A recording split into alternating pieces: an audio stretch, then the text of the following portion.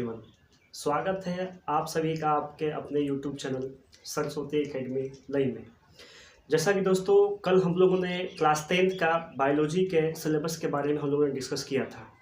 तो हम लोगों ने देखा था कल कि 10th में कुल बायोलॉजी में 8 चैप्टर पढ़ना है, जिसमें से फर्स्ट चैप्टर आज हम लोग शुरू करने वाले हैं, जिसका नाम है जैव प्रक्रम और पोषण। इस चैप्टर को स्टार्ट करने से पहले हम लोग थोड़ा सा कुछ बेसिक चीज़ें सीखेंगे। तो आइए उसको हम लोग देखते हैं। सबसे पहला चीज़ कि यहाँ पे जो शब्द लिखे गए हैं, सेंटेंस लिखे गए हैं, वह जीव विज्ञान की परिभाषा है कि जीव विज्ञान कहते किसको है। तो यह विज्ञान की वह शाखा है जिसके अंतर्गत हम जीवधारियों का अध्ययन करते हैं। जीवधारियों कहने का मतलब सजीव वस्तुएं, लिविंग थिंग्स, जिसमें जान होती है। तो मेनली हम लोग बायोलॉजी में सजीवों के बारे में पढ़ना है। अब इस जीव विज्ञान में मेनली हमको 10th क्लास में 2 शाखाएं पढ़नी है जीव विज्ञान की। पहली शाखा का नाम जंतु विज्ञान, इंग्लिश में इसको जूलॉजी कहते हैं। दूसरी शाखा का नाम वनस्पति विज्ञान, इंग्लिश में इसको बॉटनी कहते हैं। वैसे देखा जाए तो जीव विज्ञान के पिता या जनक दोनों एक ही नाम है। आप पिता कहिए या जनक कहिए, अरस्तु को कहते हैं। ये अक्सर क्वेश्चन बोर्ड एग्जाम में 10th के लिए यह क्वेश्चन महत्वपूर्ण है कि जीव विज्ञान के पिता या जनक किसे कहते हैं, अरस्तु को। और जीव विज्ञान को 10th में मेनली पढ़ना है 2 टाइप का, जंतु विज्ञान और वनस्पति विज्ञान। जंतु विज्ञान के जनक होते हैं, उनका नाम है अरस्तु। जंतु विज्ञान के जनक कौन है, अरस्तु हैं। वहीं वनस्पति विज्ञान के जनक थियोफ्रेटस हैं। तो ये हम लोगों ने कुछ बेसिक चीज़ें देखी कि जीव विज्ञान कहते किसको है। यह विज्ञान की वह शाखा है जिसके अंतर्गत हम लोग जीवधारियों का अध्ययन करते हैं। इस जीव विज्ञान को मेनली 10th क्लास में 2 पार्ट में पढ़ना है। पहले पार्ट को हम जंतु विज्ञान बताएं, जिसके जनक अरस्तु हैं, और वनस्पति विज्ञान दूसरा पार्ट है जिसके जनक थियोफ्रेटस है। और क्लास 10th के बच्चे ये वाले क्वेश्चन को मार्क कर लेंगे कि जीव विज्ञान के पिता या जनक किसे कहते हैं, अरस्तु को कहते हैं। तो ये थी बेसिक थोड़ा सा इन्फॉर्मेशन जीव विज्ञान के बारे में। तो आते हैं अपना चैप्टर की ओर, जिसका नाम है जैव प्रक्रम और पोषण। इसमें सबसे पहले हम पढ़ेंगे मानव पाचन तंत्र के बारे में कि मानव के पाचन में क्या क्या अंग, कौन कौन सा अंग महत्वपूर्ण योगदान है, कैसे होती है पाचन, कितनी अवस्थाओं में पाचन क्रिया होती है, तो वो सब हम लोग देखने वाले हैं। तो जैसे कि आपको दिख रहा होगा कि यहाँ पे लिखा हुआ है पाचन तंत्र, इंग्लिश में बोलते हैं इसको डाइजेस्टिव सिस्टम। पाचन तंत्र, तंत्र मतलब होता है समूह, तंत्र का मतलब होता है समूह। यहाँ लिखा गया है कि यह अंगों का वैसा समूह जो भोजन पचाने में सहायता करता है। जो भी हम खाना खाते हैं उसको पचाने में बहुत सा अंग मिलके उसको पचाता है। उसी के एक समूह को ही हम क्या कहते हैं, पाचन तंत्र कहते हैं। क्या कहते हैं दोस्तों, पाचन तंत्र कहते हैं। इस पाचन तंत्र में बहुत से अंग आएंगे, जैसे कि पाचन क्रिया शुरू कहाँ से होती है, ग्रास नली क्या है, छोटी आंत क्या है, अमाशय क्या है, ये सारा चीज़ हम लोग पढ़ने वाले हैं। और एक चीज़ और हम बता दें कि हम नोट करके एक पॉइंट लिखा गया है, और ये क्लास 10th में ये छपने वाला पॉइंट है, ये एग्जाम में आता है क्वेश्चन। एक आपको हम भिविया बताएं यहाँ पे कि जीव विज्ञान के पिता किसे कहते हैं, अरस्तु को। और एक पॉइंट यहाँ पे हम आपको बोल रहे हैं कि आप इसको कॉपी में अपना नोट डाउन कीजिएगा कि भोजन का पचना मुख से शुरू होता है। इसको आप लोग VVI कर लीजिए, एकदम छपने ही वाला क्वेश्चन है कि भोजन का पचना शुरू कहाँ से होता है, मुख से। एग्जाम में क्वेश्चन आएगा कि भोजन का पचना शुरू कहाँ से होता है, 4 ऑप्शन रहेंगे, तो उसमें से जो भी ऑप्शन में मुख हो वो सही हो जाएगा। तो इसके बाद हम पढ़ने वाले हैं कि जो भी हम लोग भोजन करते हैं उसका टेस्ट का अनुभव कहाँ से होता है। तो सबको पता है कि टेस्ट का अनुभव हमारे जीभ से होता है। तो जीभ के बारे में पढ़ने वाले हैं कि जीभ में क्या क्या होती है, जीभ में किस भाग में कैसा स्वाद का मालूम चलता है। तो अब हम लोग जीभ पढ़ने वाले हैं। अब हम लोग पढ़ने वाले हैं जीभ के बारे में। मनुष्यों में जीभ जो है एक मांसपेशीय अंग है। ये जो हमारा जीभ है, ये जीभ, इसमें कोई भी हड्डी नहीं है, एक मांस का टुकड़ा है, इसलिए इसको हम मांसपेशीय अंग कहते हैं। मनुष्यों में मांसपेशियों की संख्या 639 होती है। मनुष्यों में मांसपेशी की संख्या 639 होती है। इसको हम लोग कैसे याद करेंगे? तो 6 और 3 प्लस करने पे, जोड़ने पे 9 होता है। तो मनुष्यों में मांसपेशी की संख्या 639, 6, 3, 9 होती है। तो जीभ क्या है?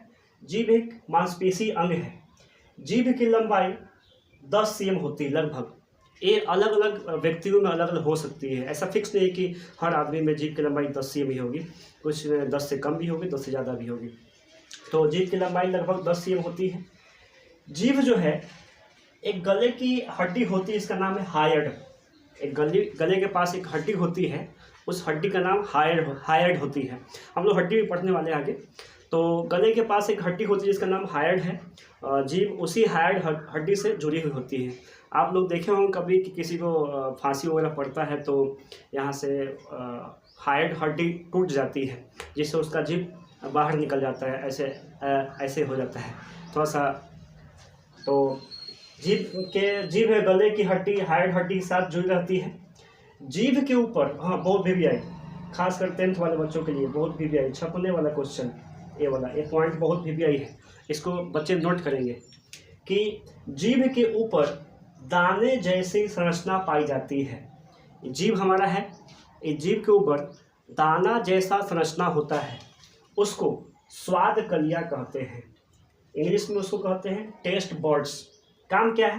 तो स्वाद कलिया, नाम से क्लियर है, स्वाद कलिया का काम स्वाद का पता लगाना, स्वाद का पता लगाना।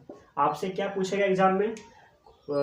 MCQ क्वेश्चन पूछेगा ऑप्शन वाला कि जीभ के ऊपर दाने जैसी संरचना पाई जाती है जिसे क्या कहते हैं। बहुत सारा अच्छा ऑप्शन मिलेगा, तो उसमें से एक होगा स्वाद कलिए, इंग्लिश में कहते हैं टेस्ट बर्ड। कभी कभी इसी को लिख देता है ऐसे करके, टेस्ट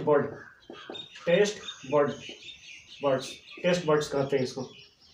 तो ये समझ गए, ये हमारा जीभ का मेनली स्ट्रक्चर है। इसमें बहुत सी दाना जैसा संरचना पाई जाती है, इसे डॉटेड करके बहुत सी होगी, उसी को कहते हैं हम लोग टेस्ट बर्ड कहते हैं। इसका हर जगह का काम अलग अलग होता है। ये टेस्ट बर्ड मेनली हमको कब दिखाई देता है? जब कभी आप चाय पीते हैं, गर्म चाय, तो आपका जीभ जल जाता है, तो वो टेस्ट बर्ड बाहर दिखाई देता है। चलिए तो आते हैं, तो ये मेनली टेस्ट हमारा है, टेस्ट बर्ड के बारे में दिखाया गया है, जीभ है। तो जीभ का यह जो अगला भाग है, या जीभ का अगला भाग से हमको मीठे स्वाद का पता चलता है। और यहाँ से आपको दिखाते हैं, ये जीभ का जो अगला भाग है, ये अगला भाग, इससे हमको मीठे स्वाद का पता चलता है। और उसके बगल का भाग जो दोनों हैं, इससे हमको नमकीन का पता चलता है। जो भी हम नमकीन सामान खाते हैं उससे हमको इस भाग से, इसके जस्ट पीछे जाएंगे तो दोनों भाग से हमको जो भी खट्टा सामान खाते हैं उसका अनुभव इससे होता है। और पीछे जाएंगे तो हम जो भी तीखा सामान खाते हैं, तीखा या कड़वा, वो इससे अनुभव होता है। और बीच में आप देखें लिखा होगा नो टेस्ट, इससे यहाँ पे आपका कोई भी टेस्ट का अनुभव नहीं होता है। कभी कभी लगता होगा, देखते हैं आप सुने भी होंगे गांव देहात में कि लोग कहता है कि कोई स्वाद नहीं लग रहा है, तो मतलब यहाँ पे मेनली नो टेस्ट के बारे में है। तो ये हमारा जीभ के बारे में था। अगला भाग से मीठा, फिर नमकीन, फिर खट्टा, फिर तीखा। अगर इसको याद करना है तो इसके लिए हम एक शॉर्ट ट्रिक भी हमारा हर वक्त है। क्या ट्रिक है हमारा? मनखत। शॉर्ट ट्रिक क्या है? मनखत। क्या है शॉर्ट ट्रिक? मनखत।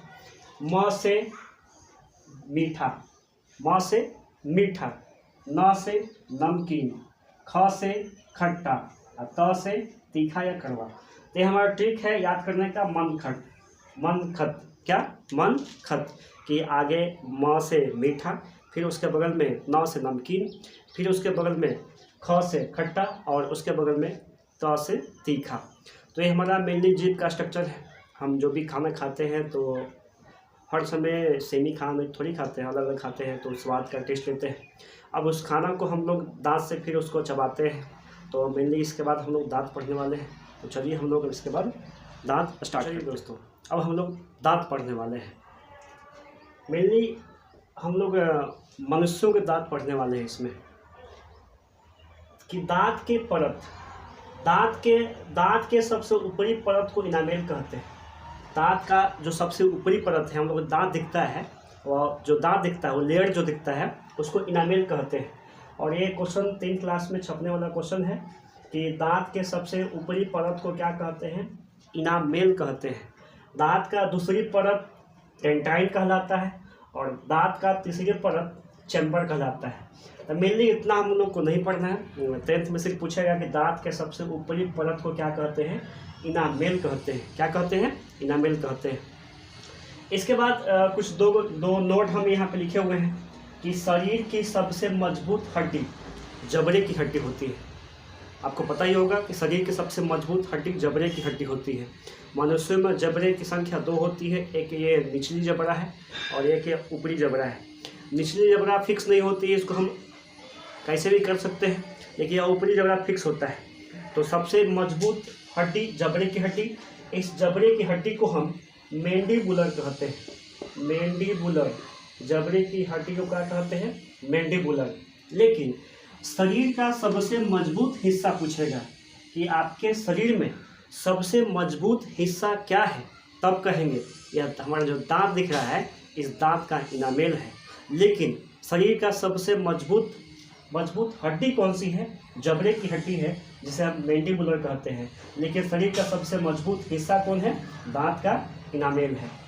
अब देखिए, जो दांतों का अध्ययन होता है, जिसमें दांत का स्टडी करते हैं, उसको कहते हैं ओडोंटोलॉजी। दांतों का अध्ययन क्या कहलाता है? ओडोंटोलॉजी कहलाता है। इसमें इसके बाद देखेंगे कि हमारा दांत में कभी कभी खोरीला हो जाता है, दांत टूटने लग जाते हैं, दांतों का क्षरण होता है। दांत के अंदर खोरीला होता है तो वह फ्लोरीन गैसीकरण होता है। किसी गैस के कारण? फ्लोरीन गैसीकरण। दांतों का क्षरण किसके चलते? फ्लोरीन गैस के कारण होता है। तो अब इसमें इसके बाद देखने वाले हम दांतों के प्रकार। मेनली इसमें हम लोग मनुष्यों के दांत पढ़ने वाले हैं। तो मनुष्यों में दांत 4 प्रकार के होते हैं। 10th क्लास में क्वेश्चन पूछता है कि मनुष्यों में दांत कितने प्रकार के होते हैं, उनके नाम और एवं कार्य लिखें। ये क्वेश्चन 2 नंबर में आता है। तो आइए देखते हैं कि मनुष्यों में दांत 4 प्रकार के होता है, और चारों प्रकार का नाम क्या है और उसके काम क्या है। तो मनुष्य में जो आप देखिएगा आगे का जो 4 दांत है, इससे पहले समझिए कि हम लोग में जो दांत ऊपर में है वही दांत नीचे में है।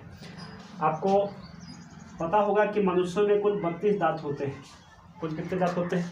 32 दांत होते हैं। जो दांत हम लोग का ऊपर में है वही दांत नीचे में है। इसको ऐसे समझिए, जो दांत हमारा ऊपर में है वही दांत हमारा नीचे में है, तब नहीं जाके सेट होगा। नहीं तो अगर ऊपर दांत ज़्यादा हो जाएगा या आगे में होगा तो ये दांत सेट नहीं हो पाएगा।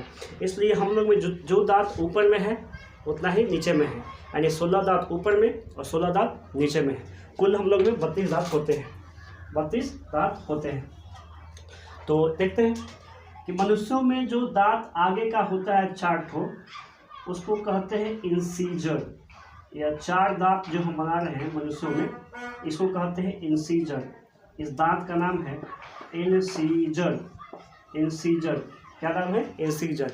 ये जो दांत दिख रहा होगा आपको 1 2 3 4, इसको इंसीजर कहते हैं। वही दांत नीचे, 4 वो ऊपर इंसीजर और 4 ठो नीचे इंसीजर। मतलब इंसीजर की संख्या कुल कितनी होती है? 8 होती है। मनुष्यों में इंसीजर कितनी? 8 होती है। आगे का 4 वो दांत, ये क्या कहलाएगा? इंसीजर कहलाएगा। क्या कहलाएगा? इंसीजर। आगे देखेंगे इसका क्या काम है। इसके बाद बगल में यहाँ पे एक दांत होता है न्यूक्लियर टाइप का, उसको कहते हैं कैनाइन। इस दांत को कहते हैं केनाइन। केनाइन कहते हैं। क्या कहते हैं? कैनाइन। ये देखिए, ये हम लोग एक यहाँ है और एक यहाँ पे, ये दांत को कहते हैं कैनाइन। तो 2 गो ऊपर और 2 गो नीचे। तो कैनाइन की संख्या कितनी? 4। कितनी संख्या? 4 होती है।